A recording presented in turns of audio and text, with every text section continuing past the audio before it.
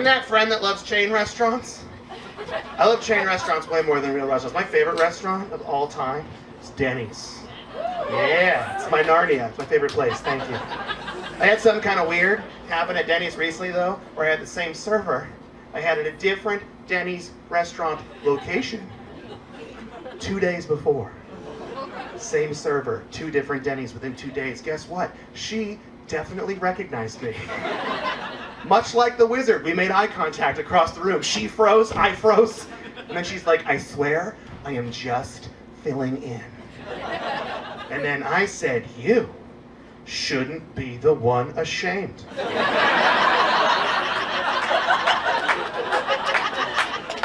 I've been to Denny's twice in 1 week and you caught me. Congratulations. The human body's not designed to handle this much moons over my hammy, okay? It naturally slows down. It's not prepared for this. Oh, man.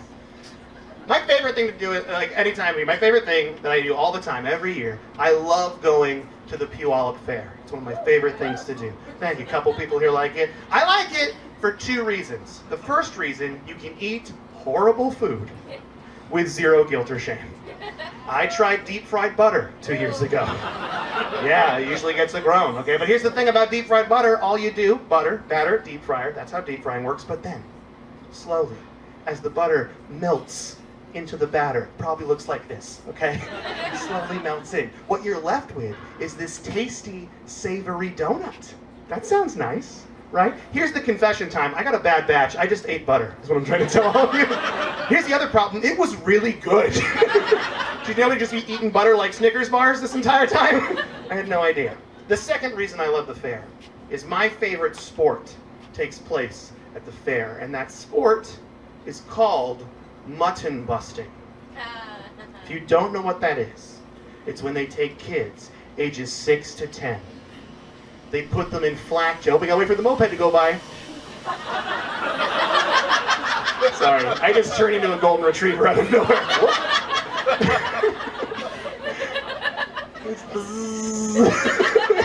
aggressive. I'm getting bullied by mopeds now. Okay. So they take kids ages 6 to 10, they put them in flak jackets, right? They put them in full cage, catchers, face mask, helmets. They pick these kids up, they put them on a sheep. It's a little kid sheep rodeo. Yeah, it combines my 2 favorite things, adorable animals and children getting hurt in funny ways. It is amazing. And you bet there's a commissioner of mutton busting, okay? And before the whole thing starts, you can tell him apart from everyone else because he's the only one there with like the NSYNC style pop microphone. And he's like, hey, want to let y'all know, these kids sign up to ride a mutton, they don't have to. They sign the contract to ride a sheep. They are not legally obligated to ride said sheep. One more time, they sign up to ride, they don't gotta ride. He said that 9 times before mutton busting even started. Which makes me think that wasn't always the policy. Like 20 years ago, he's like, no, Timmy, you signed the dotted line. Now we gotta bring out our fiercest mutton. Bring out Merrill sheep. Let's do this. I have a girlfriend, surprise. My girlfriend and I love each other very much. We love each other so much. We go hiking, that's our thing we do. We go hiking as a couple because she loves the outdoors, right? And I am constantly afraid she's gonna cheat on me, so I go. And I'm an insecure person, I'm a paranoid person. I don't like hiking. I don't like hiking because first when you get there, there's that trailhead, right? And the first trail is always like 1 mile, no hills, and it's called like Bunny Love. You're like, oh, that's it. That's the trail for me. We do that for an hour, go home, drink lemonade, talk about how athletic we are. It's perfect. But then there's a second trail, and that trail's 5 miles, moderate hills.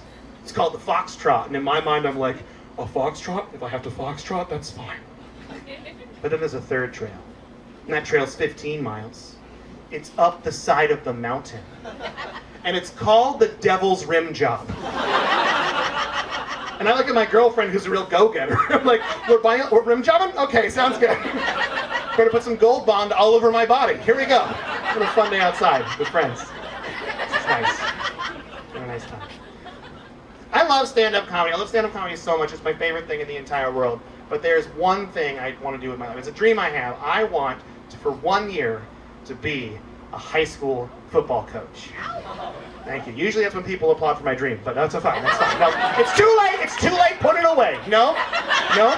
We're gonna take those 3 faint whoop we heard when I said it the first time. That's what we're gonna do. We're gonna take those instead.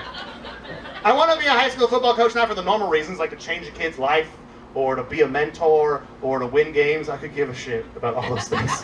I don't care. What I want to do is I want to yell the things that my high school football coaches yelled at me at other people's kids.